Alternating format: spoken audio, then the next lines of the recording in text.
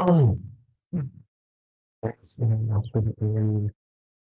Good afternoon.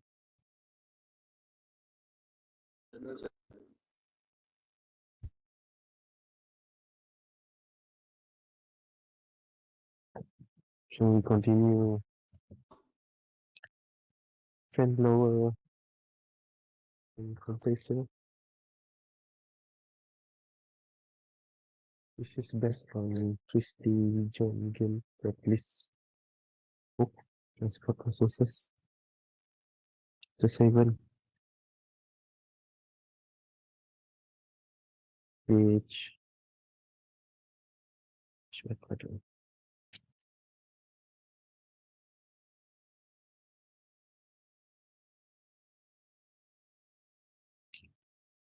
page 79. Case moving machinery comprises multiple mechanical devices.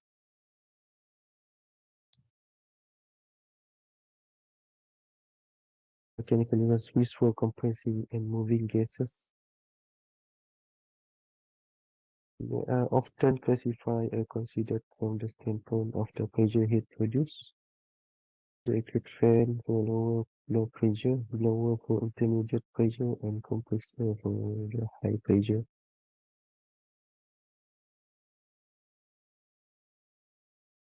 The most common method for moving small volume of gas at low pressure is by means of a fan.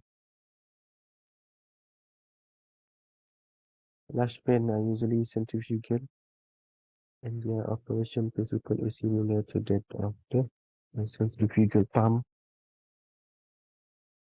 The discharge head are low, about 0.1 to 1.5 liter H2O. However, in some cases, much of the added energy of the fan is converted to velocity energy and small amount to the pressure heat.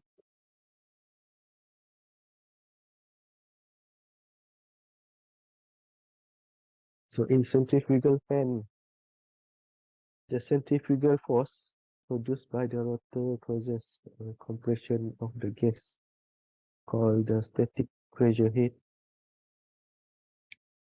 Also, since the velocity of the gas is increased, a velocity head is produced. Both the static pressure heat increase and the velocity head increase must be included in estimating the efficiency and power. The operating efficiency is between 40 to 70%. So this is the estimate. If you want to design a fan, the operating pressure of a fan is usually given as an inch of water gauge. And it's the sum of the velocity head and the static pressure of the gas leaving the fan.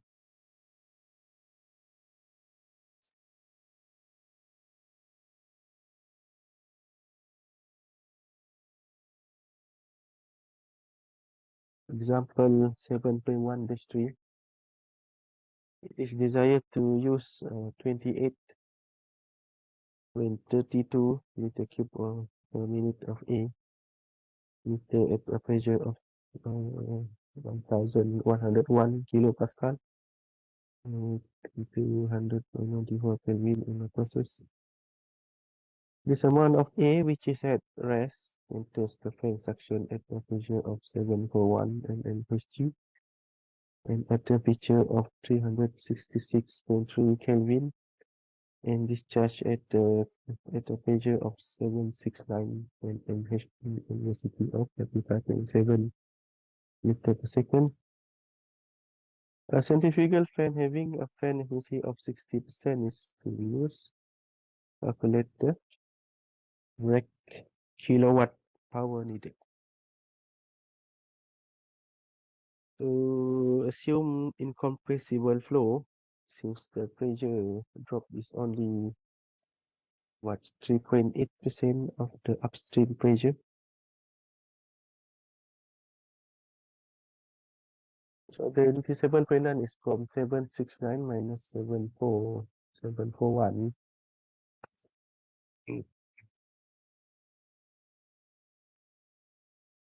discharge minus inlet.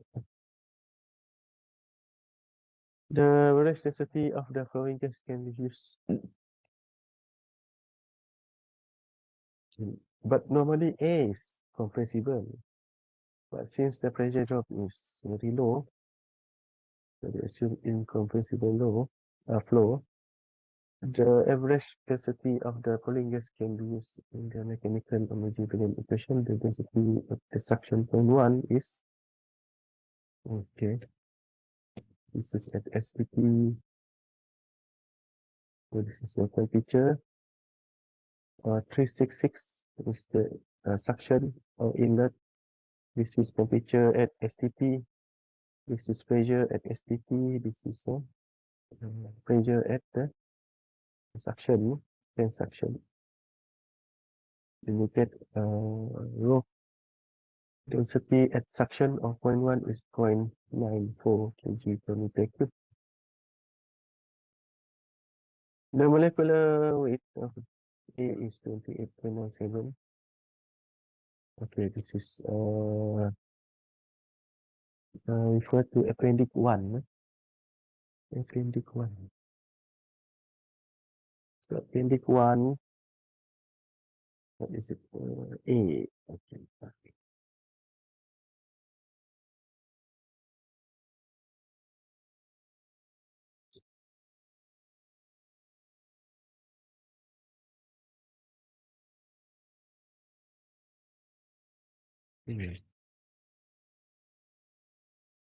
Molecular weight. There you go. Molecular weight of A, 28.97 gram per gram mole. The volume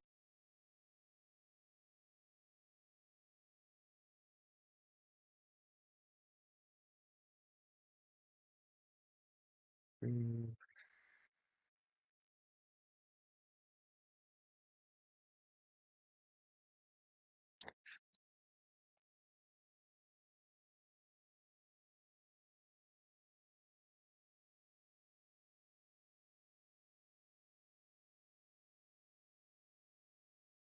okay.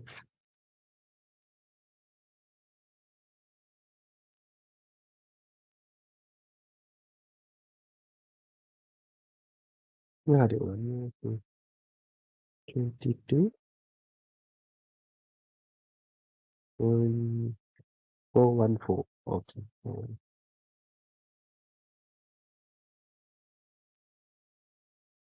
So if you refer to appendix A1, page 1636, I'm not sure which book was in ELIP. So there's a table A.1-2 saying 22.414 meter cube per kilogram of ideal gas at 0 degree C, 760 mmHg. That is the basis for this value.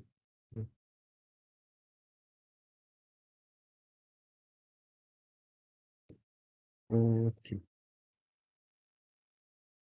The density at the discharge point is 0.94, 769 divided by 741 is 0.975. The average density of the gas is 0.958 kg per second.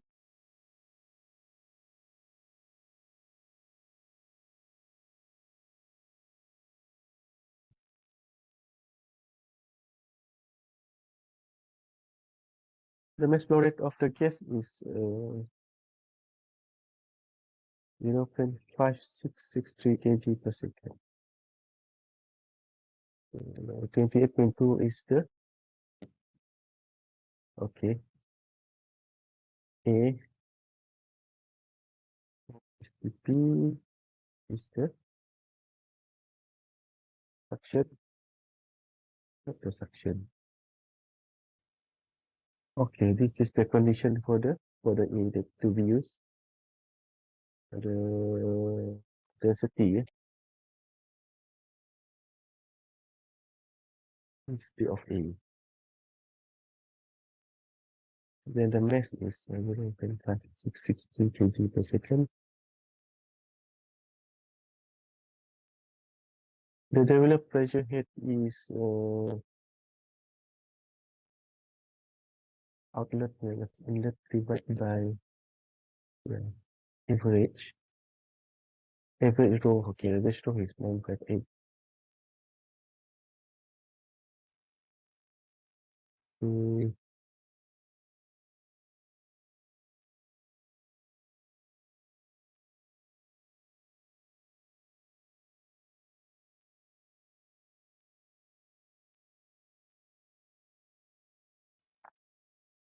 developed pressure head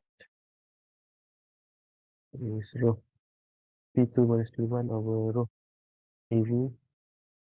Here, this expression is the, okay. So writing the mechanical energy balance, this is the mechanical balance, setting that one equal to 0 is equal to 0. No fiction. Okay. Then solving for shaft work, get 4927 joule per kg. Looking for question 4.2-28, it is further. And let's see question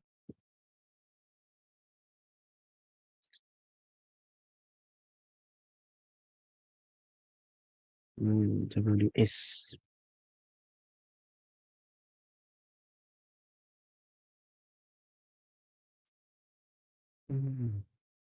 4.2-28.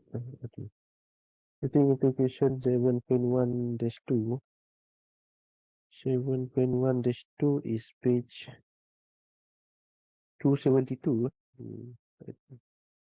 If you refer to the book, break kilowatt equal to WSM over N is referred to the rotation.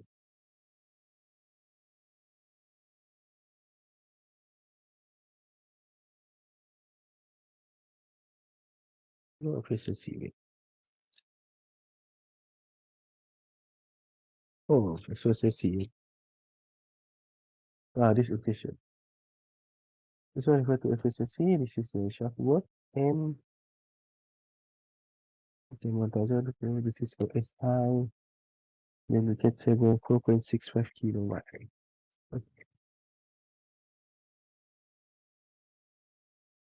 The way we calculate is a bit different compared to pump. Pump have this NPSH, net suction,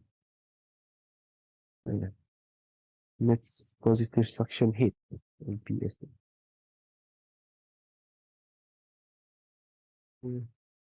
Blower and compressor. For handling gas volume at higher pressure, risers than fan can accommodate. Several distinct types of equipment are used. Turbo blower,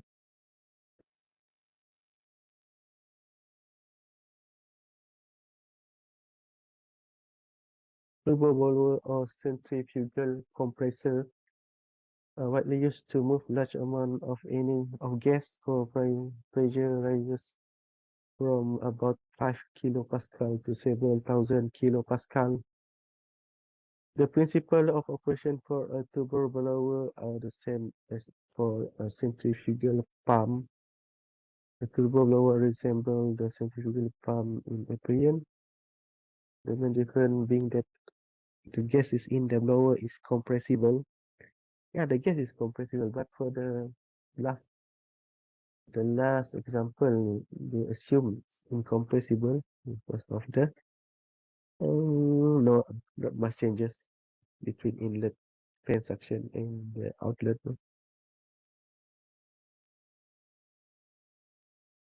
The head of the turbo blower as interview pump is independent of the fluid handle. Multi-stage turbo blower are often used to go to higher pressure.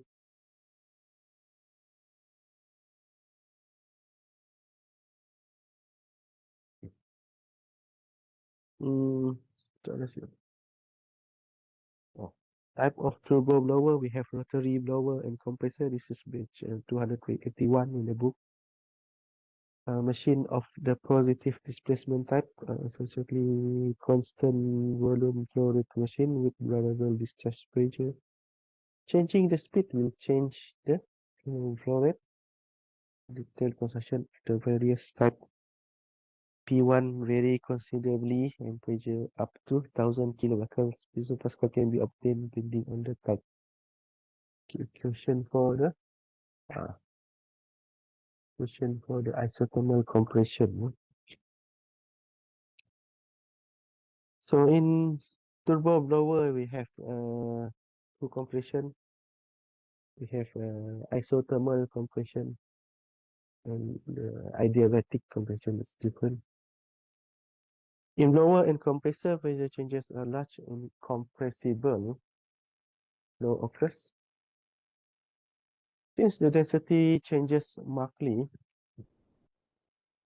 the density mechanical energy equivalence equation must be written in different form and then integrated to obtain the work of compression. In the compression of gases, the static head terms, velocity head terms, and friction term are dropped, and only the work term dW and dP over rho term remain in the differential form of the mechanical energy equation, or dW.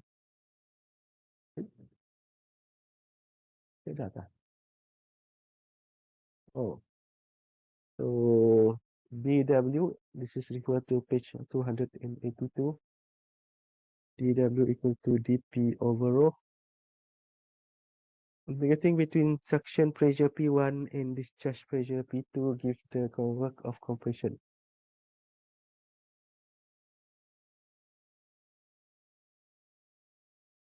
Chapter 7.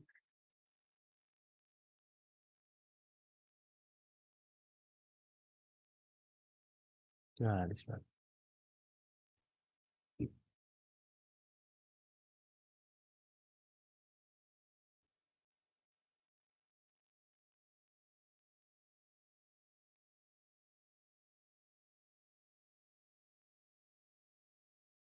Okay.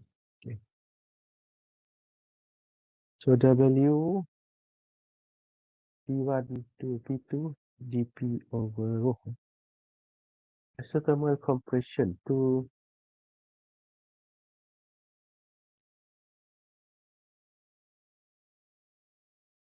integrate equation 7.1-11,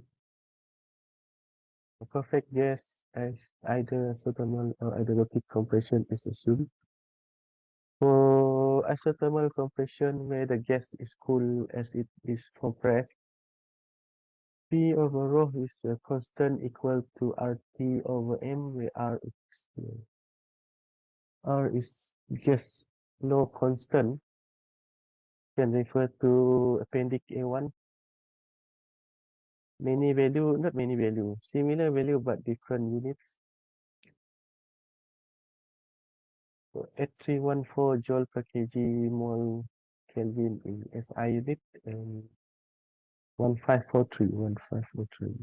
Yes, 1543 pound force per pound mole Rankine in this unit. Then P1 over rho equal to P over rho. Solving for P in equation 7.12, 7.1-12, and substituting it in equation 7.1-11. The work for isothermal compression is minus WS P1 over rho 1 to P1 to P2 dP over rho.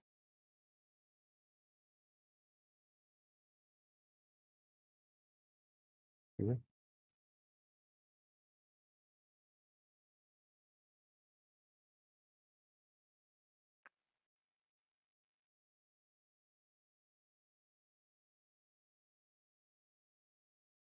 This one, put it into this.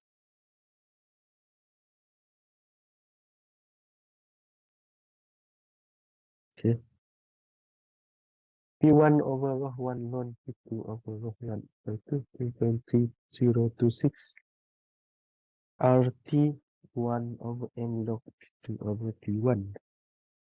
Also, T1 is equal to T2 since the process is isothermal. So that is isothermal compression. Adiabatic compression. So isothermal means it's the pressure at temperature. For adiabatic compression, the fluid flow follows. Yeah, okay. The fluid follows an asymptotic path, gamma to Cp over Cv, the ratio of the heat capacity.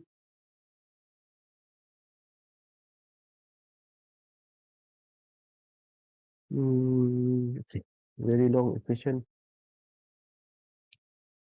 but bear in mind the value for the gamma is fixed, not fixed, it's approximate. For example, A is 1.4, so meaning this is the somehow like the correction factor or the shaft work. Adiabatic compression of the A is defined a compression in which no heat is added or subtracted from the A, and the internal energy of the A is increased, which is equal to the external work done on the A. The pressure of the A is more than the volume of the temperature increases during compression.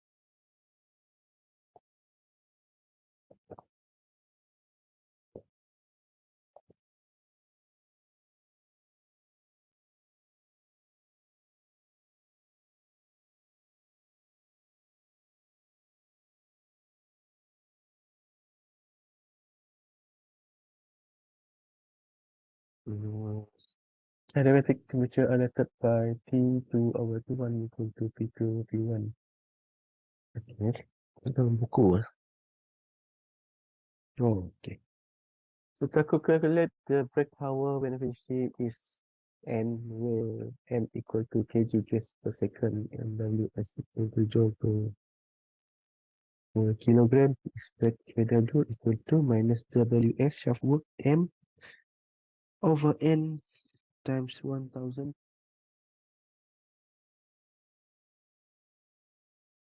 Okay.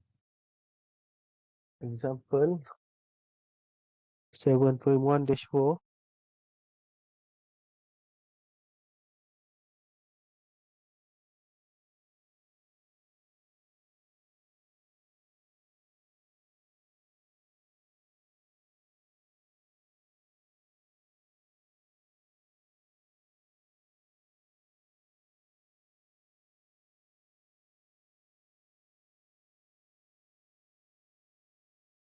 A single stage compressor is used to compress 7.56 ton 10 to the power of negative 3 kg per mole second of methane gas at 26.7 kg and 139 kilopascal absolute to 151.6 kilopascal absolute.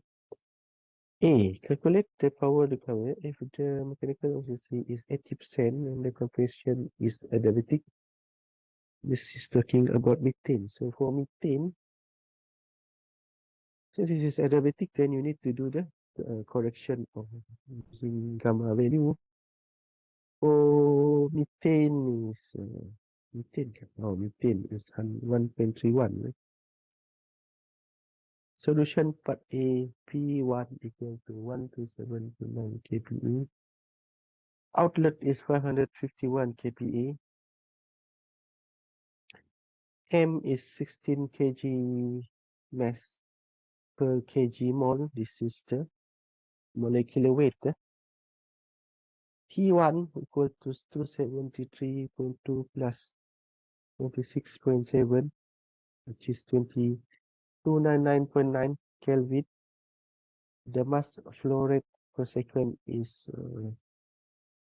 M equal to 7.56 times 10 over 3 kg per kg mole per second. Multiply with the molecular mass, molecular weight of the methane. We get 0.121 kg per second. Substituting 7.1-15 for y equal to 131 for methane. P2 over P1 is 4.4, okay, 4, into equation 7.1, no, 7.1-15, okay, 7.1-15. Then we get a shaft work of 256,300 joule per kg using equation 7.1-17 to identify to calculate the brake kilowatt. We get 38.74 kilowatt. That one is for the adiabatic compression.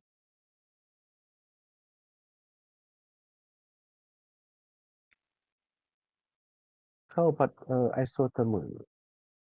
Hmm? Oh, no, stop now. Stop.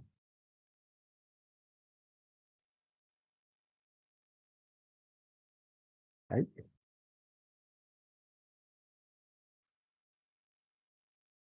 Siapa? Ada di toko. No.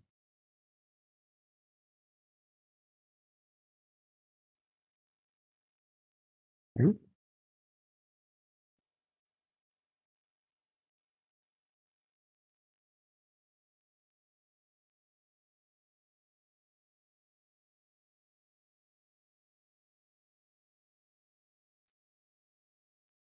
Eh, apa yang ditutup? Hmm. Hai.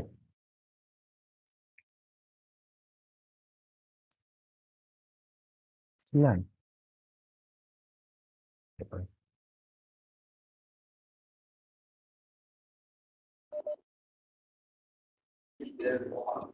Okay. Stop already. Next is for the isothermal. So for the isothermal, you use different equation. Say for isothermal is 7.1-13. So for 7.1-13, it's 2.30 to 6 RT over M. M refer to the molar mass, or molecular weight. R is gas law constant 299.9. 299.9 refer to um,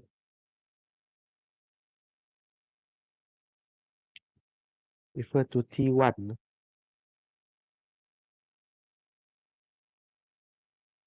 So because T is in Kelvin, so to use this equation. Since the methane gas entering at the 6.7, so this is 2.7 plus 273. So the shaft work is 216,000 joule per kg using equation 7. This one is the same. 7.1-17. The difference is how to calculate the shaft work for the adiabatic and isothermal compression. So for the isothermal, no temperature change. Ideally, so we get 32.67 kilowatt. So in the heavens, uses 15.8% less.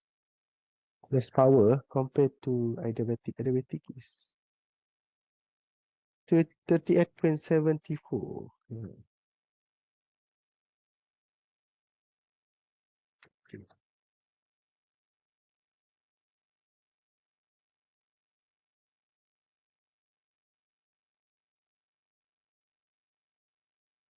Yep.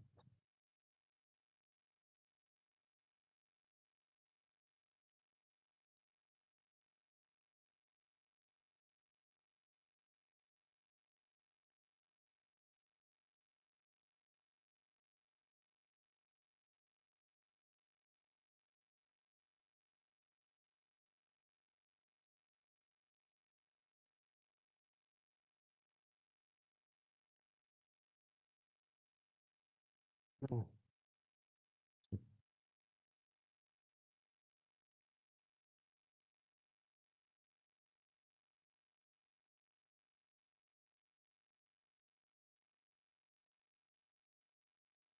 okay.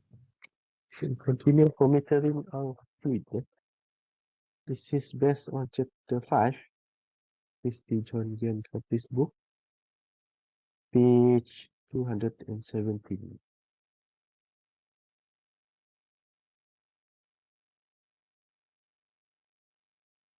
It is important to be able to measure and control the number of materials entering and leaving a chemical or other processing plant, since many of these materials are in the form of fluids. They are flowing in pipes or conduits. Devices that are widely used for fluid metering are the fitted tube, meter, orifice meter, and open channel ring.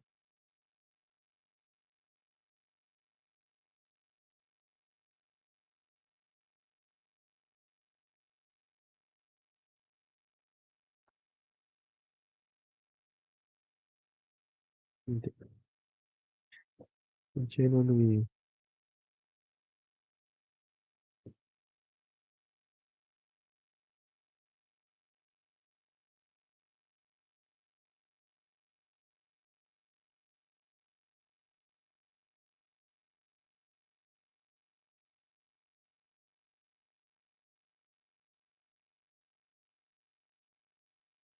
There's many of the okay, many different type of devices are used to measure the flow of fluid. The simplest are those that only measure the volume of the fluid, such as ordinary gas and water meter and positive displacement pump. Other meters that are currently used are those that make use of element such as a propeller or cup on a rotating arm, which rotate at the speed determined by the velocity of the fluid passing through it. Okay, pitot tube. So the pitot tube is used to measure the local velocity at given point in the flow stream and not the average velocity in the pipe or conduit.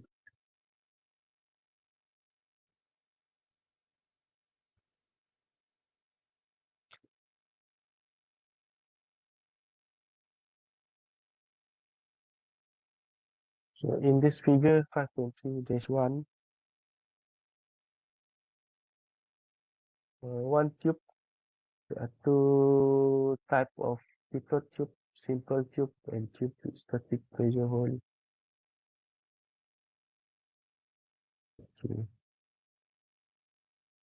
So how does it work? The fluid flow, you see the point where it put where the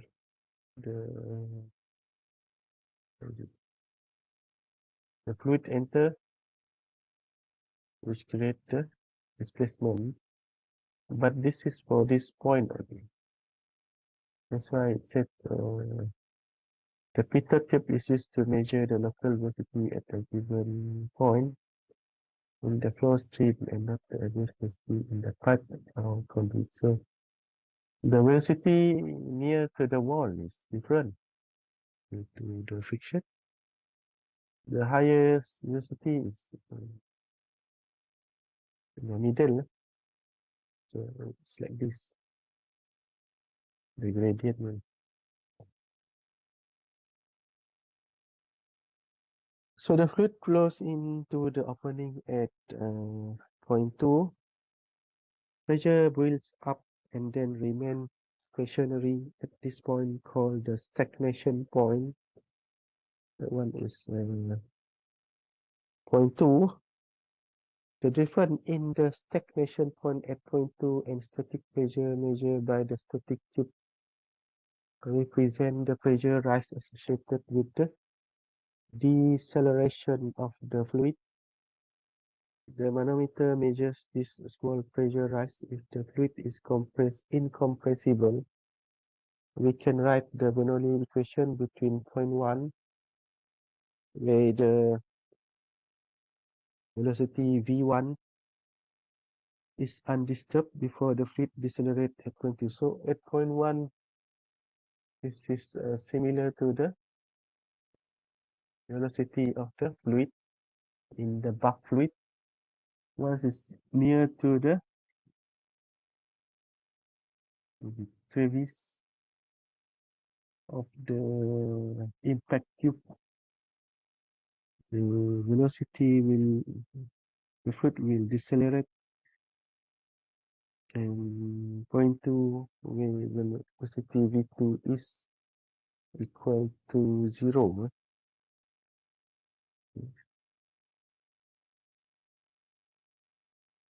Then the velocity of the, refer to the book,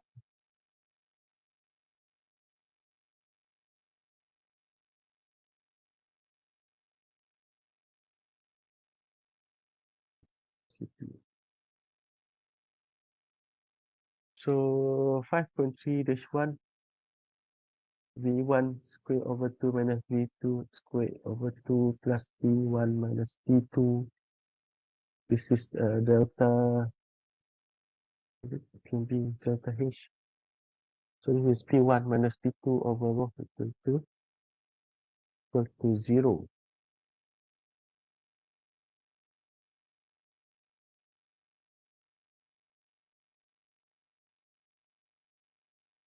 So setting v2 equal to 0 and solving for v1, we get v equal to cp square root to p2 minus p1 over rho, where v is the velocity v1 in the tube at 0.1 in meter per second. P2 is the stagnation pressure.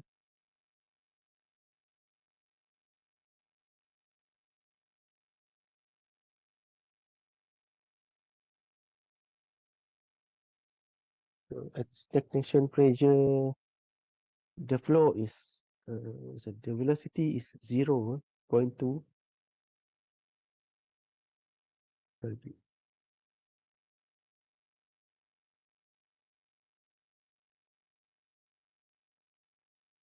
Rho is the density of the flowing fluid at the static pressure P1, and Cp is a dimensionless coefficient to take the contribution from equation 5.3-1 that generally varies between 0.98 and 1. So the Cp value is 0.98 to 1.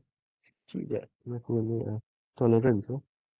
By correct use, the coefficient should be determined by calibration of the pitot tube. This equation applies to incompressible fluid but can be used to approximate the flow of gas at moderate velocity and pressure changes of about 10% or less than the total pressure.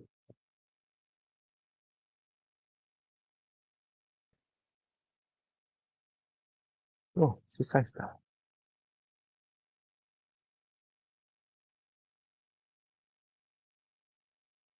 So the value of pressure drop P2 minus P1 or delta P refer to the Uh, oh, delta H. Oh, delta P is equal to delta H rho E minus rho multiply with G. Yeah, delta P. Point number 3. The value of the pressure drop P2 minus P1 or delta P in Pascal is related to delta H, the reading of the manometer by equation 2.2-14 as follow. Delta P equal to delta H in bracket rho A minus rho multiply with G. Rho A is the density of the fluid in the manometer in kg per meter cube. Delta H is the manometer reading in M. In figure 5.3-1b, more compact design is shown with concentric tube. Okay, one is tube is static pressure. Compact. In other outer tube, static pressure hole are parallel to the direction of flow. Further detail are given. Okay. Since the pitot tube, this is page 219. Since the pitot tube measure velocity at only one point in the flow, several methods can be used to obtain the average velocity in the pipe. In the first method, the velocity is measured at the exact center of the tube to obtain Vmax.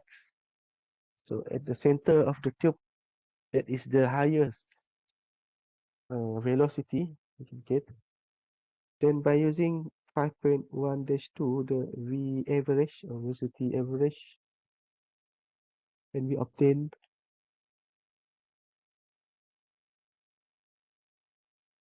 K should be taken to have the pitot tube at least 100 diameter downstream from any pipe obstruction.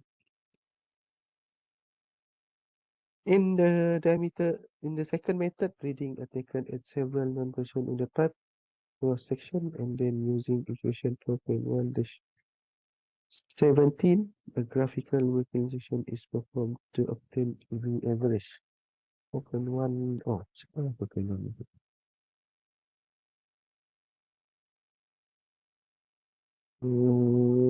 Example. Example what? Example 5.3-1.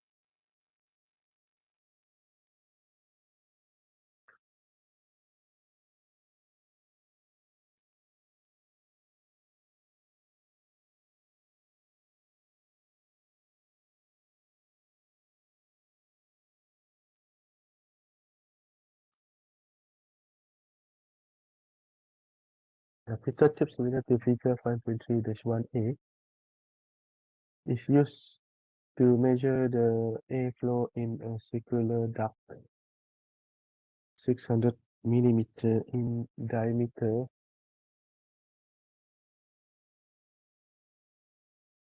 The flowing air temperature is 65.6 degrees C.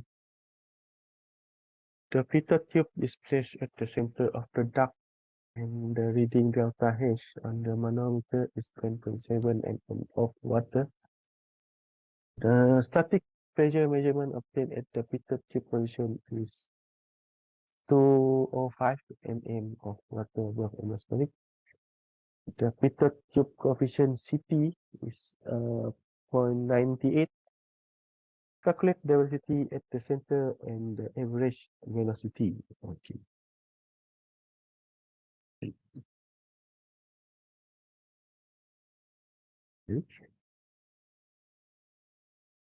Okay.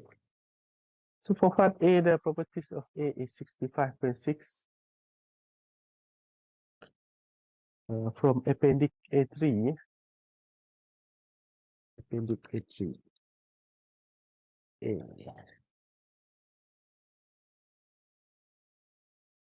Of physical properties of A. At 101 kilopascal. Look at the picture, 65.6. So at 65.6, the mu is 2.03 viscosity, and the rho is tu sini kat yang depannya.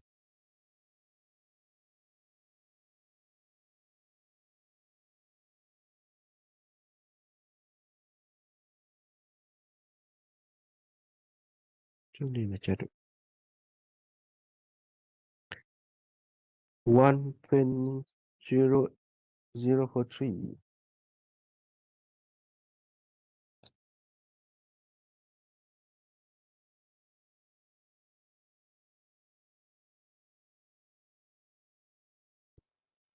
One point zero 43 kg per meter cube.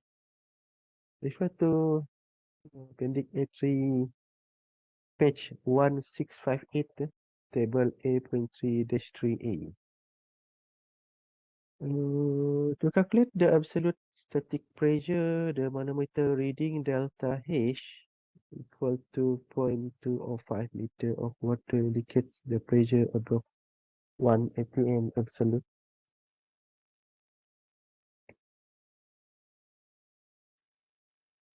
Using equation 2.2-14, the water density as 1000 kg per meter cube and assuming 1.043 kg per meter cube as the air density. So 5.3 5.3-3. Yeah. Then use this one. This equation is 5.3-3 delta P equal to 0.205, the delta H in bracket 1000 minus 1.043. 1000 is water. So rho A is the density of the fluid, while the rho is the density of the A, and then gravity acceleration G, we get delta P equal to 2008 Pascal. Then the absolute static pressure P1 equal to 1.01325 times 10 to the 5 plus 0.02008 times 10 to the 5. We get 1.0333 times 10 to the 5 Pascal. The correct density in the flowing A is Q. Oh, the correct. To determine the correct air density in the flowing, you need to divide absolute absolute static pressure P1 divided by the atmosphere 1.01325. Okay, this correct value when used instead of 1.043. There's some changes. So the correction is 1.060 kg per meter cube. Otherwise, if you refer to appendix A3, it is 1.043. Would have a negligible effect on the recalculation of P1 To calculate delta P for the fitted tube, equation 5.3-3, okay, 10.7 divided by 1000.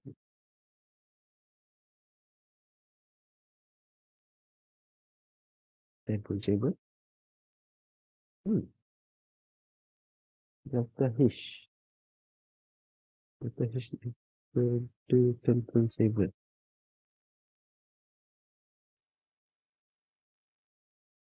Jadi apa?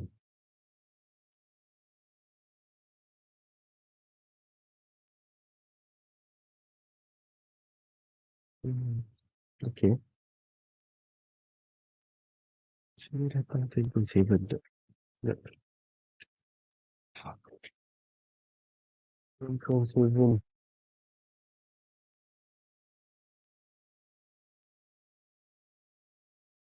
Hmm.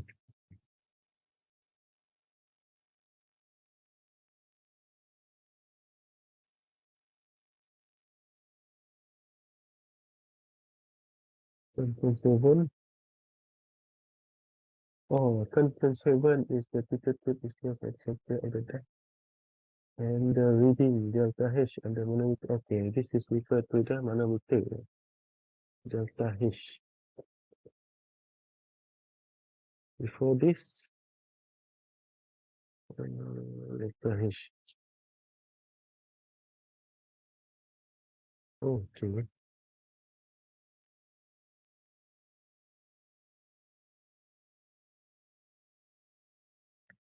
Okay. So 10.7 divided by 1000, one is just unit conversion. Then 1000 is for the rho A refer to the fluid, minus rho is a corrected A density divided by acceleration. Then we get delta P equal to 104.8 Pascal. Using equation 5.3-2, 5.3-2 page 218, so dia minta the CT. Okay, so CP 0.98 square root 2 in bracket P2 minus P1, which is 104.8 divided by rho, corrected rho is 1.063. So velocity, maximum velocity in center is 13.76 meter per second. The Reynolds number using the maximum velocity is the NRE equal to dV max rho over mu. So the NRE is 4.32 times 10 to the 5. From figure 5.1-2, 5.1-2, ini apa ya? 5.1-2, oh, 5.1-2.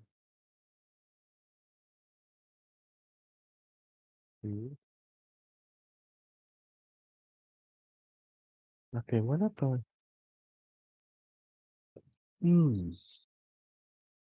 5.1-2.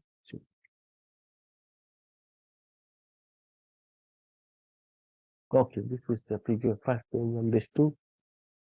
Its average velocity divided by maximum velocity VAV over Vmax. The x-axis is dV max over mu. So from this figure, VAV, so this is VAV over Vmax is for 0.985. Then VAV equal to 0.85, 13 point. Multiply with 13.76, the maximum velocity.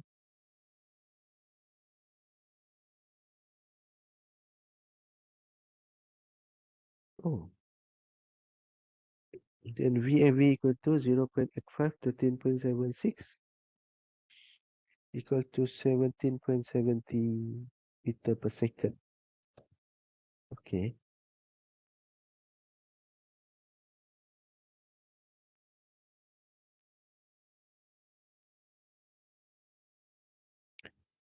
So 0.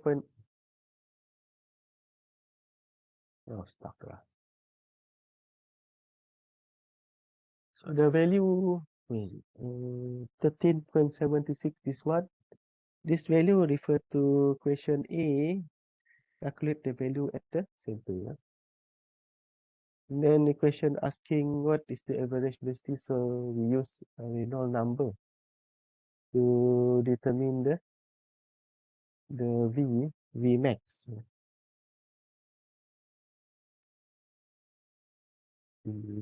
Is to get the Reynolds number. Oh, so okay. The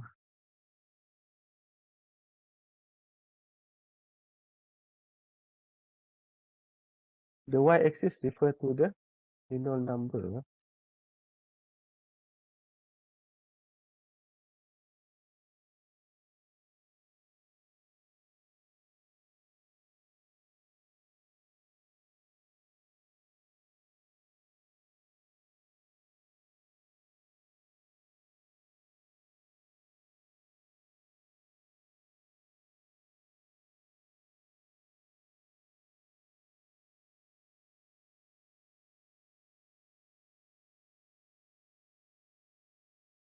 Okay.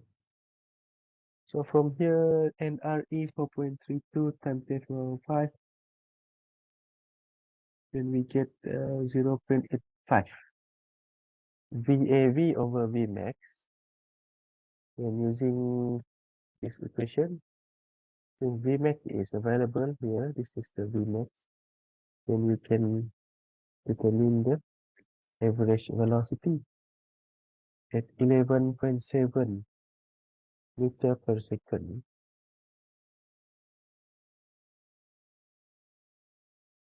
Next is question B. Oh, okay, question B. Calculate the volumetric flow rate of the flowing air in the duct. Volumetric flow rate. So to calculate the volumetric flow rate for part B, the cross-sectional area of the duct is equal to pi over 4 times 0.6, which is the diameter of the duct, 600 mm, 0.6 meter, determine 28.27. The flow rate is equal to 0.2827 multiply with the velocity average. We get 3.308 meter cube per second. That is how much the air flow in the duct. Next is the orifice meter. Orifice meter, page 223.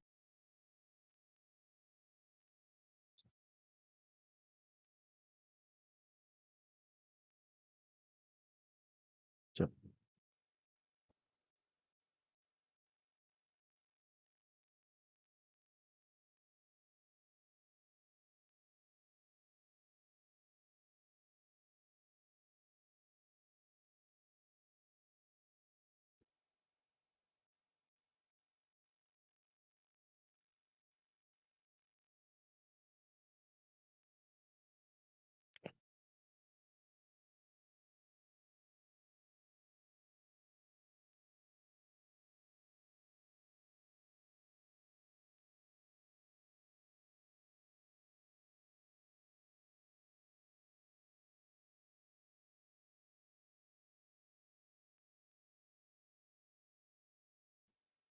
orifice meter.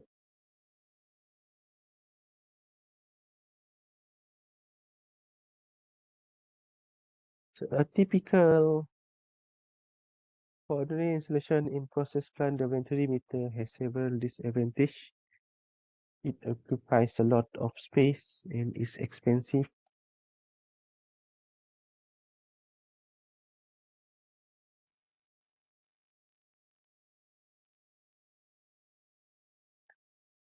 Also, the throat diameter is fixed so that if the flow rate range can change considerably, inaccurate pressure difference may result.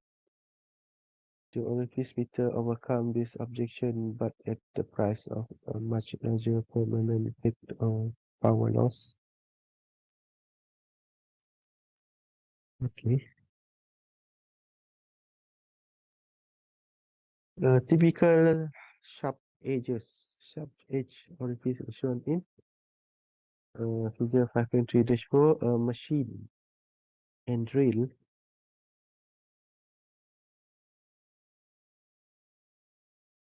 Drill plate having a hole of diameter d0 is mounted between two flanges in a pipe of diameter d1. Pressure taps at pressure point 1 upstream and 2 downstream, measure P1 minus P2. The exact position of the two taps are somewhat arbitrary. In one type of meter, the tap installed about 1 pipe diameter upstream and zero point 0.3 or zero point 0.8 pipe diameter downstream. The fluid stream once past the orifice plate form a vena contracta or free-flowing jet. This is the free-flowing jet. The equation for orifice is similar to 5.3-7. So 5.3-7 is referred to the Venturi equation. So V naught equal to C. Okay, this is the equation 5.3-10 for the orifice, where V naught is the velocity in the orifice. D naught is the orifice diameter in meter. C naught is the dimensionless orifice coefficient. The orifice coefficient C naught is always determined experimentally.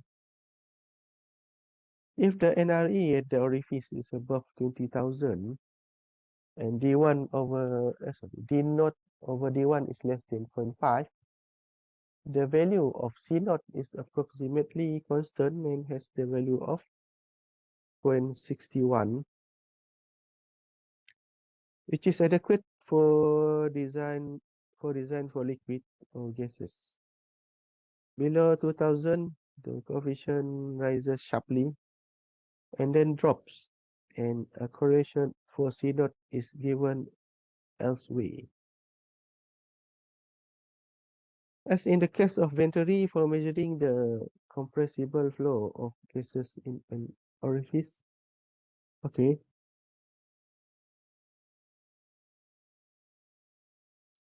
the correction factor given in figure 5.3-3 for A is used as follows. 5.3-3.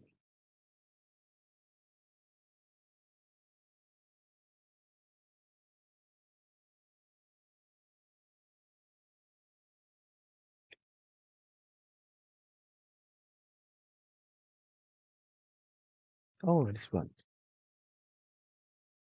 Oh, benda lah bro.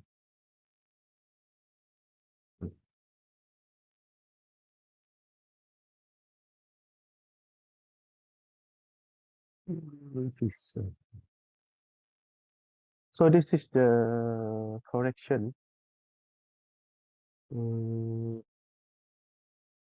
Correction factor Y for A is used as follows. Okay. Correction factor Y. Okay, this is orifice. This is for the venturi and flow nozzle. Here you get the value of Y. This is different compared to compressor just now. That Y compressor, that Y value, the fixed Y value for methane for A compressor is different than the expansion factor Y for the meter. Hmm.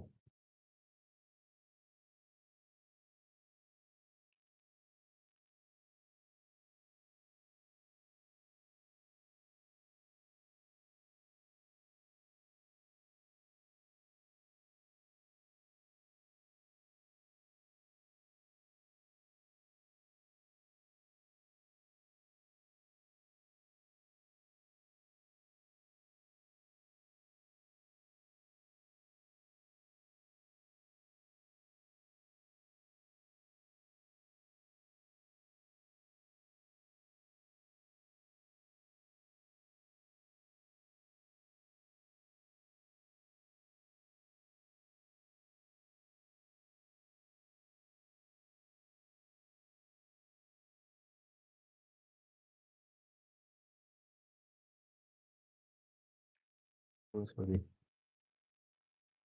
Sini tadi. 5.3 dash, okay. 5.3 dash 11.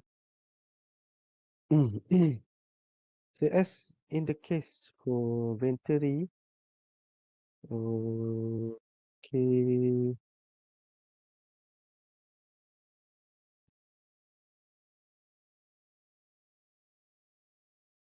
okay. M, this is equation 5.3 dash 11. This is uh, for the orifice. M for Venturi is almost the same. Yeah, almost the same. Just that A2 and C. A naught here is referred to the cross-sectional area of the orifice. So liquid Y is 1 for the orifice.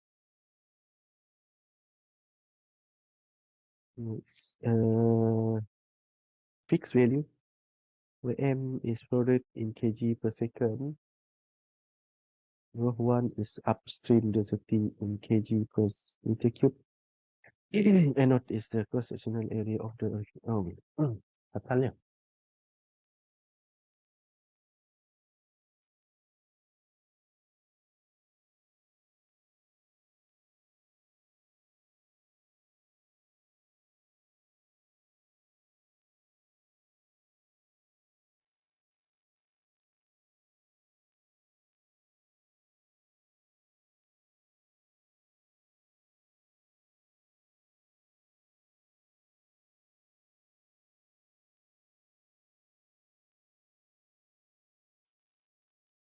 Gitu. Oh, next. The permanent pressure loss is much higher than for a venturi because of the eddies formed when the jet expand below the vena contractor.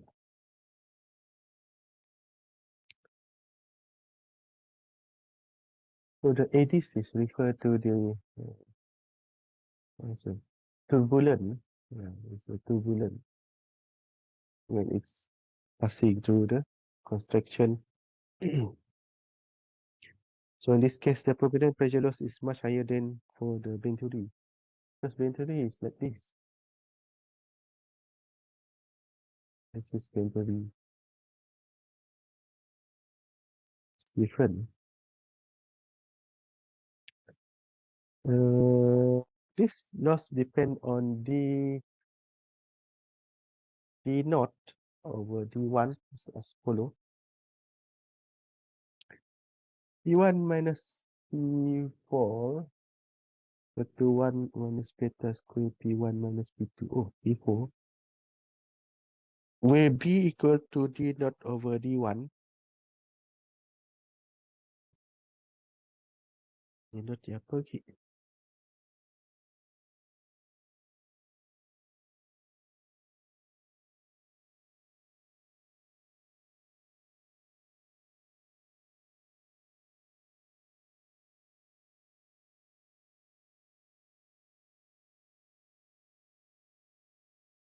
Oh, D naught. Okay. So the D naught is the orifice diameter in meter. So D1 is the pipe diameter. Okay. So P4 is referred to the fully recovered pressure go to a pipe diameter downstream. Okay. So meaning the P4 is the stable pressure in the pipe, but it's far along the far along the pipe after the orifice. For beta equal to 1 over 2, this power loss is 75% of P1 minus P2. Example. Metering oil flow by an orifice, example 5.3-2. A sharp edge orifice having a diameter of 0.0566 meter is installed in a 0.1541 meter pipe through which oil having a density of 878 kg per meter cube and a viscosity of 4.1 cp is flowing.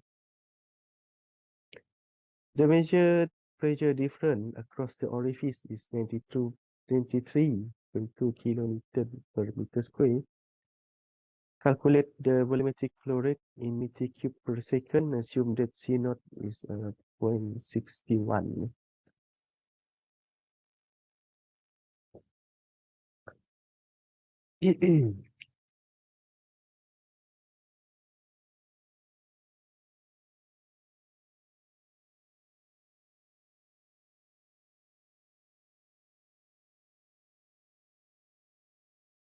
So, how to do this?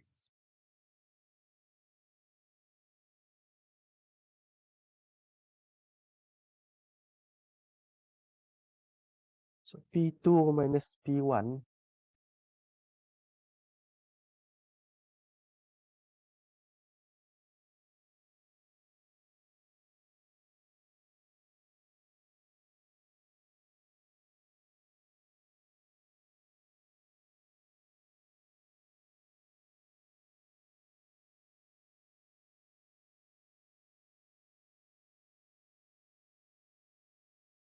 P2 minus P1 is 93.2 kilonewton per meter square.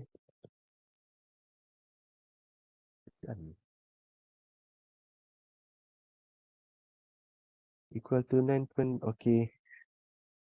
So D1 is the diameter of the pipe, 0.1541 meter. Then D naught is the orifice diameter, 0.0566 meter. So D naught over D1 is equal to 0.368, is also equal to beta if it's related. So taking into equation 5.3 dash 10, 5.2 dash 10, 5.2 dash 10, looking for the find V naught. C naught is given 0.61.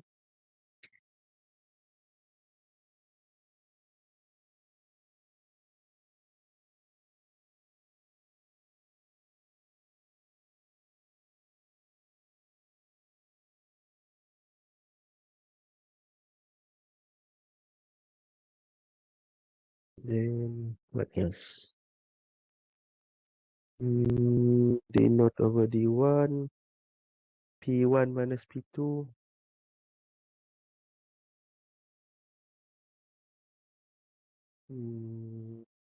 Oh, mm, oh, given as well.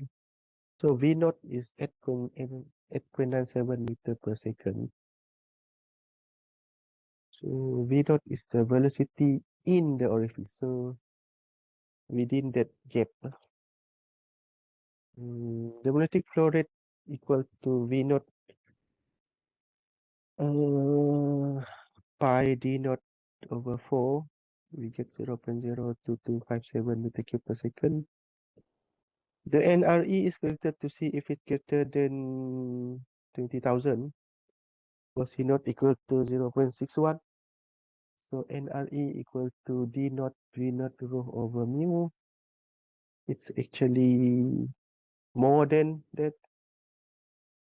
It's hence the Reynolds number is above 20,000.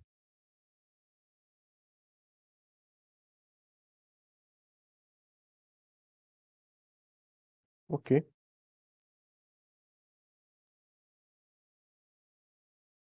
It for the transportation of methylene fluid.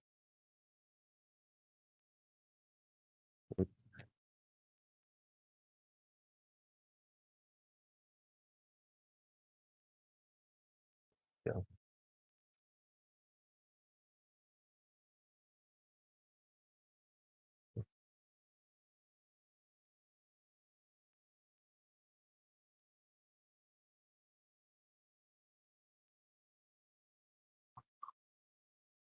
Method correction.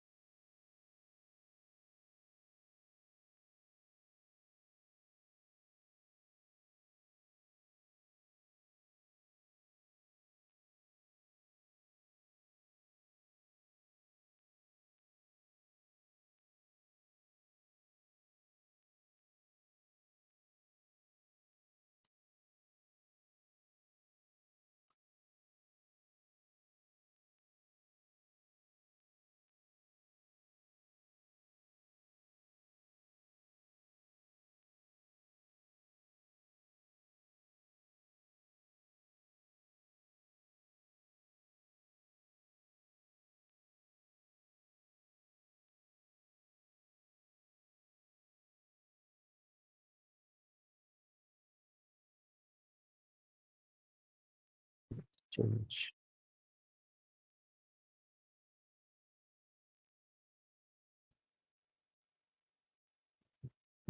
Change.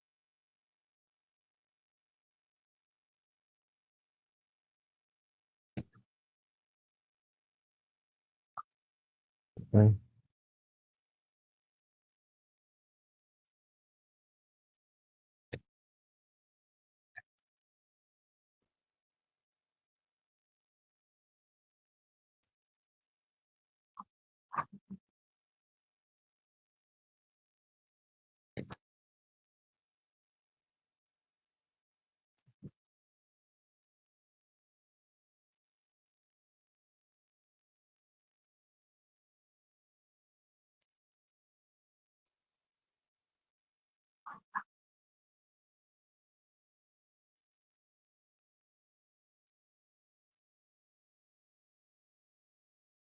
Hmm?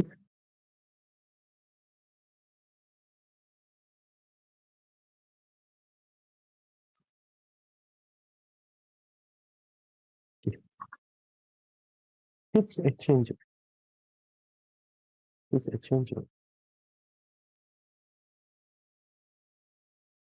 Compressor. Oh, chapter 16. Change.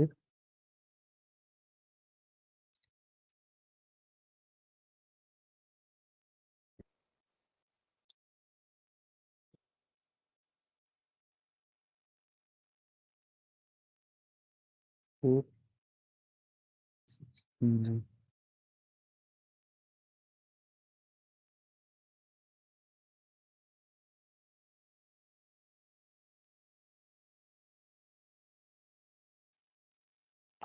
Introduction to heat exchanger in the process industry.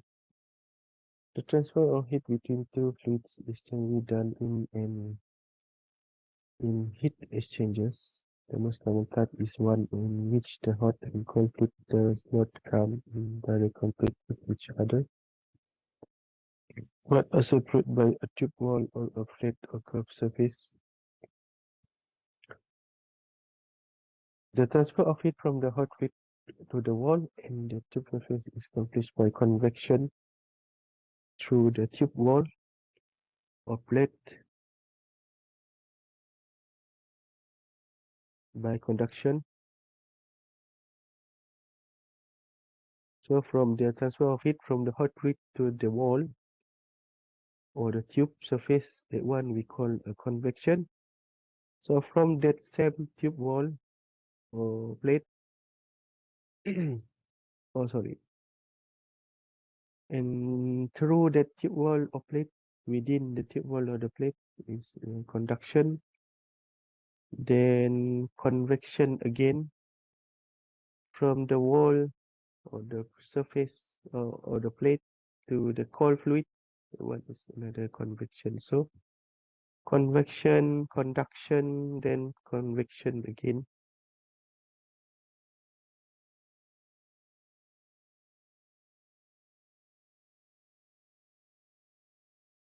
Double pipe heat exchanger. The simplest exchanger is the double pipe or concentric pipe exchanger. This is shown in figure 16.1-1. Before I forget, for final exam, it's settling apa? Settling dah banyak.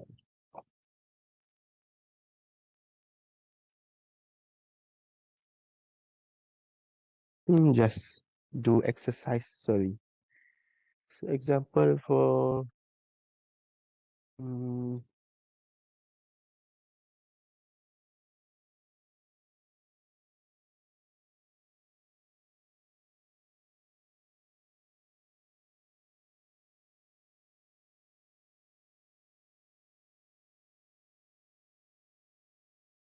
so you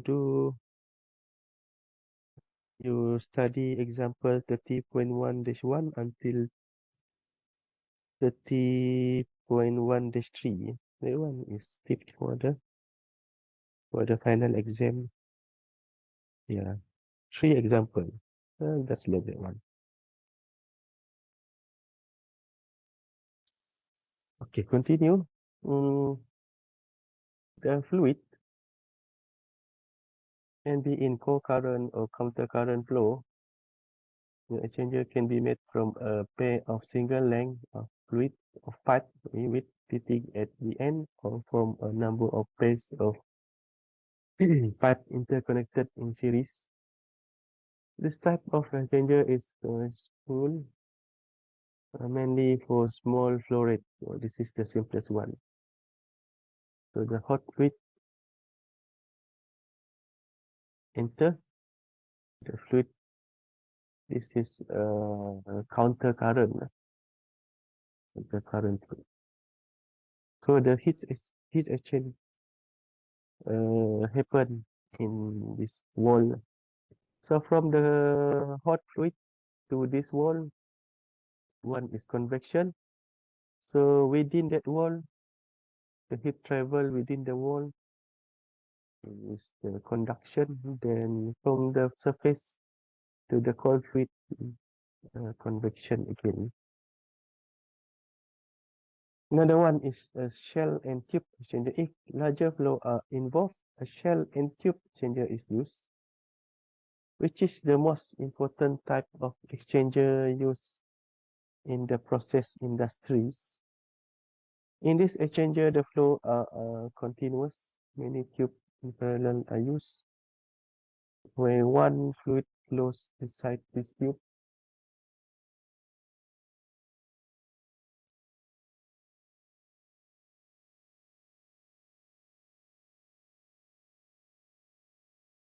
Maybe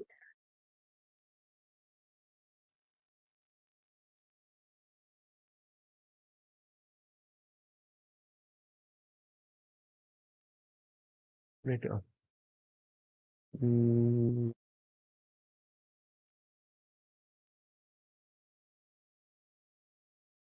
The tube arranged in bundle, enclosed in a single shell, and the other fluid flows across the tube in the shell side. The simplest shell and tube exchanger is shown in figure 16.1.1.1-2E. Yes.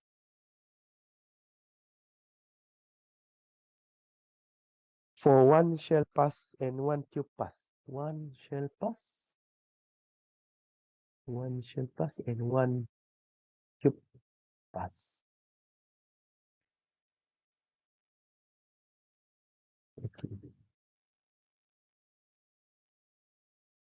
Or one-to-one counter flow exchanger. The cold fluid enter and flow inside through all the tube in parallel in one pass. That is why we call it one shell pass and one tube pass. So in this case, the cold fluid is flowing inside the tube, while the hot fluid is traveling inside the shell.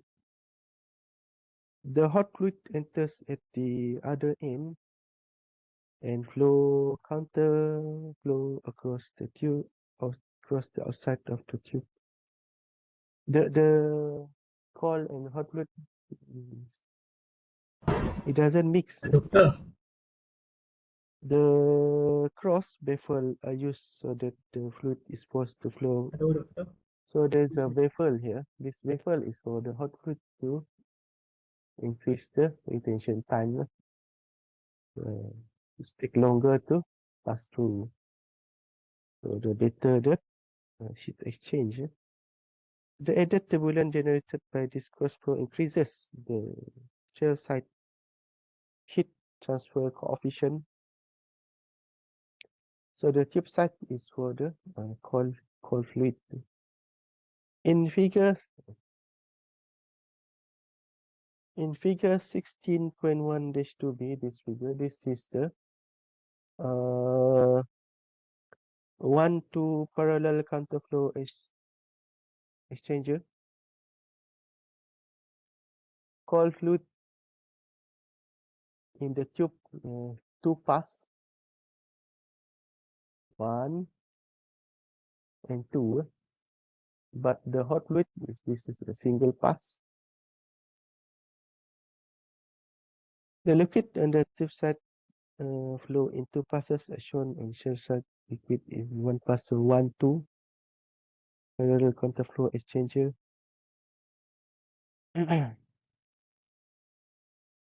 Another type of exchanger has 2 shell side pass and 4 tube passes. Sometimes other combination of passes are also used, with the 1-2 and 2-4 type being the most common. We have also a cross flow exchanger. This is the cross flow exchanger.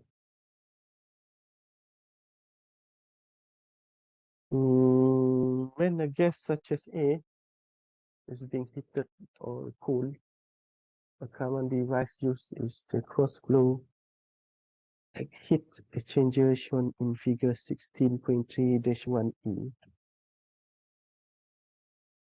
One of the fluid, which is a liquid flow inside or through the tube,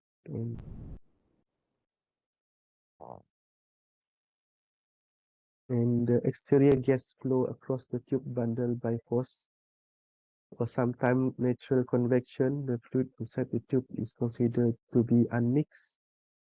Since it is confined and cannot mix with any other stream, the gas flow outside the tube is mixed. Since it can move freely between the tube, there will be a tendency for the gas temperature to equalize in the direction normal to the flow. Oh, okay.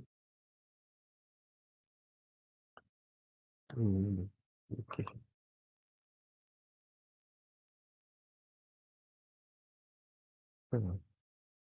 A log mean temperature different.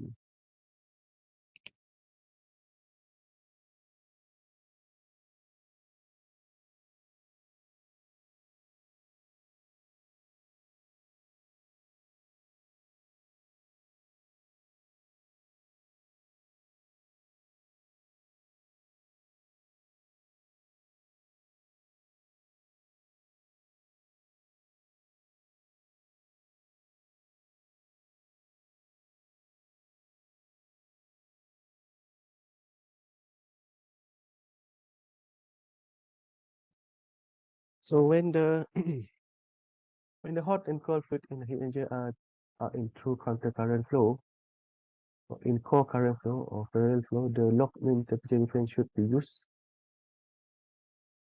So delta TLM equal to delta T2 minus delta T1 over ln delta T2 over delta T1, where delta T2 is the temperature difference at one end of the exchanger and delta T1 at the other end. So because we have hot fluid and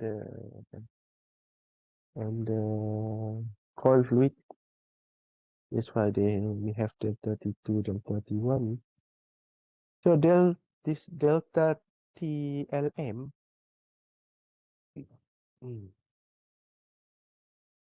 call for a double pipe exchanger or a 1-to-1 exchanger with one shell pass and one tube pass in parallel or counter flow.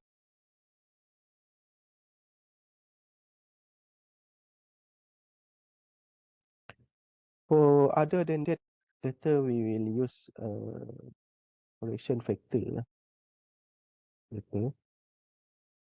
In cases where multiple pass heat exchanger is involved, it is necessary to obtain a different expression for the mean temperature difference, depending on the arrangement of the shell and tube passes.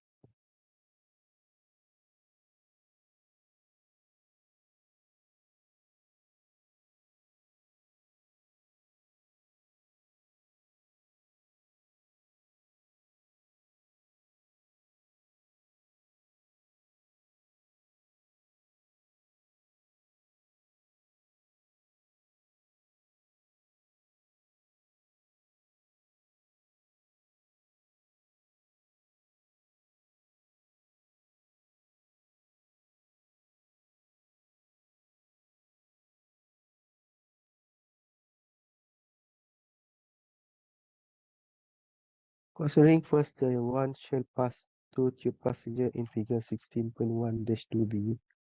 16.1-2b. Okay, that one is page 670. Mm, The cold fluid, the cold fluid in the first tube is in counterflow with the hot fluid. In the second tube, the cold fluid is in parallel flow with the hot fluid. As the log mean temperature difference, which apply either to parallel or to counterflow, but not to mixture of both types. As in a 1-2 exchanger cannot be used to calculate the true mean temperature drop without a correction. So for other than 1-to-1 exchanger, you need to use correction factor later. You see, the mathematical derivation of the equation for the proper mean temperature to use is quite complex. The usual procedure is to use a correction factor ft, so that is so defined that when it is multiplied by the delta 3lm, the product is the correct mean temperature drop delta and to use using the correction factor ft, it is immaterial whether the warm-up fluid flows through the tube or the shell. The factor ft has been calculated for a 1-2 exchanger shown in figure 16.2-1a. 16.2-1a. 16.2-1a.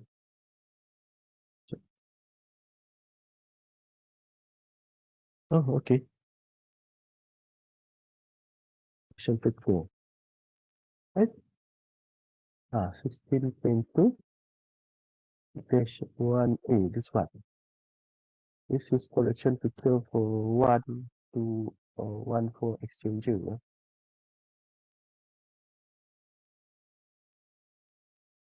Two-dimensional ratio are used for this 16.2-1a. We need to calculate z equal z and y, because you have z and y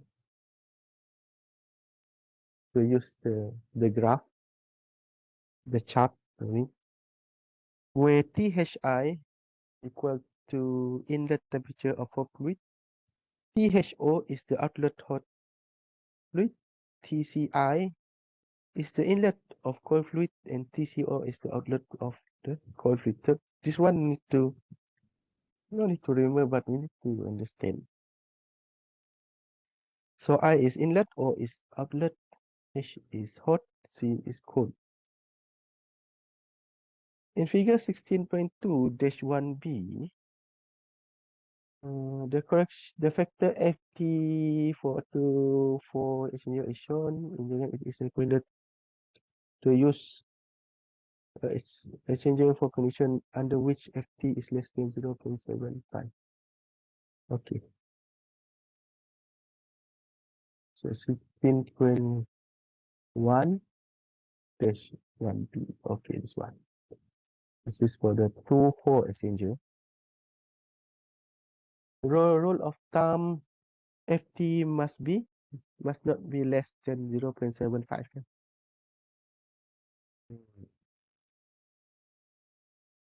If the FT is less than 0.5, then you need to do some changes to the heat exchanger, either to increase the passes or different method.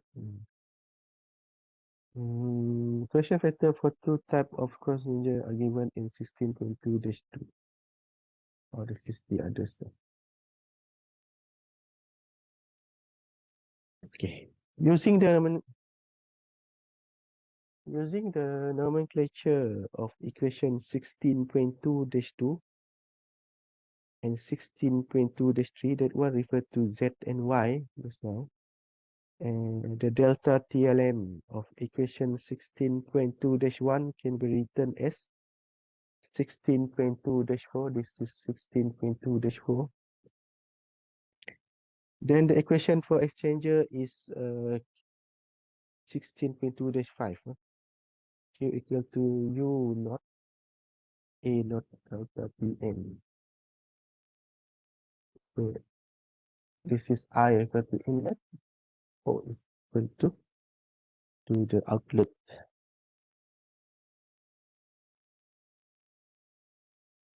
Next, where delta Tm, this delta Tm is equal to Ft times delta TLM. So delta Tm is equal to Ft minus delta TLM. Delta TLM is from equation 16.2 dash 2, 16.2-1 or 16.2-4. Delta Tm is Ft correction factor.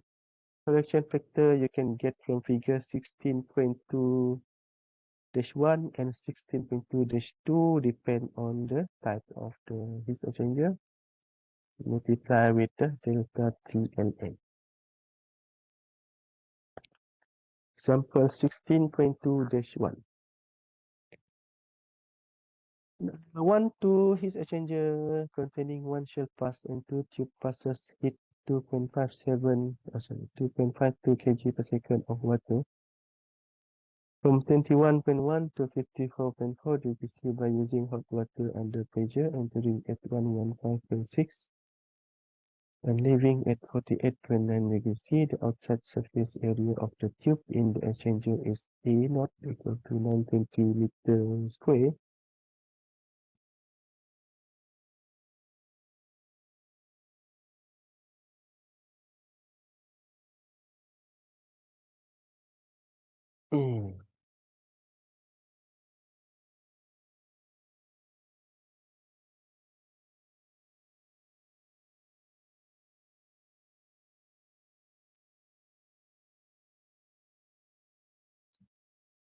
Calculate the mean temperature difference delta Tm in the exchanger and the overall heat transfer coefficient U naught. For the same temperature but using 2-4 exchanger, what would be the delta Tm? Okay, what would be the delta Tm? The temperature are as follow.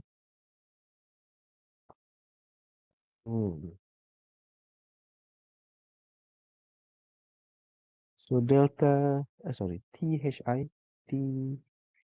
hot inlet is 115. So leaving THO, T hot outlet 48.9.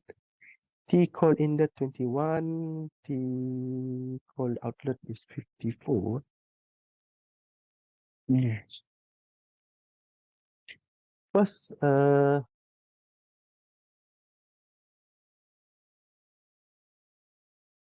making a heat balance on the cold water, assuming a CP M of water is 4187 joule per kg Kelvin, and TC this T cold outlet minus T cold inlet is 33.3. So Q equal to M CPM TCO minus TCI is heat is 200 watt. The log mean temperature difference using equation 16.2-4 is 42.3 degrees C. substituting value into equation 16.2-2, 16.2-3 to get the z and y. Now we need this number for the correction factor. So z is 2, y is 0.352. From figure 16.2-1a, 16.2-1. So y, sorry, z is 2,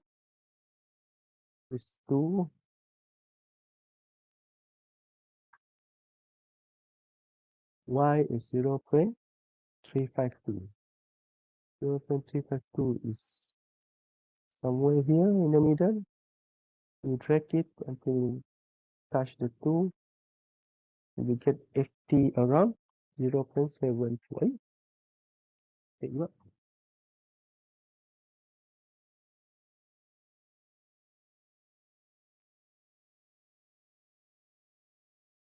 Oh, kena B tu. It should be A. Should be A, yeah. So this is 2. So 0.35. Di tengah-tengah. Here. Then 0.74. Then by equation 16.2 dash 16.2-6, delta t equal to correction factor ft multiply with delta tlm. You get 31.3 delta tm. Do you see? Ranging equation 16.2-5. 16.2-5. 16.2-5 is question for Q. Okay. So for U naught, so U naught equal to Q over A naught delta Tm. So 3 for 8, 200 divided by 9.3. 9.3. Oh, A naught. The tube area of the tube is 9.3 meters square. Multiply with delta Tm, that you get U naught equal to 1196. That is for the overall heat transfer coefficient and the mean temperature difference delta Tm. Question B. For the same temperature but using two fold exchanger, what would be the delta Tm? So question B, the value for Z and Y is the same, but the difference is the chart now. So for Z of 0.3, so Z of 2, Y is 0.352 is here. It's around 0.94. So delta Tm equal to Ft may multiply with delta Tlm. Tlm is similar as well.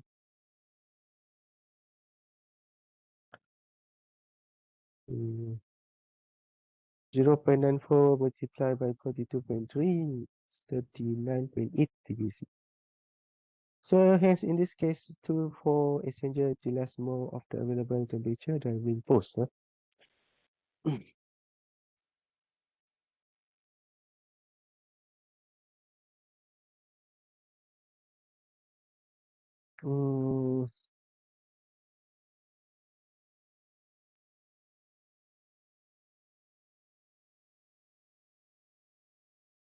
Next week we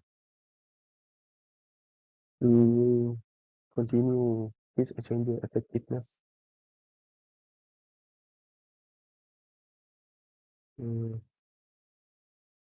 Thank you. At your attendance.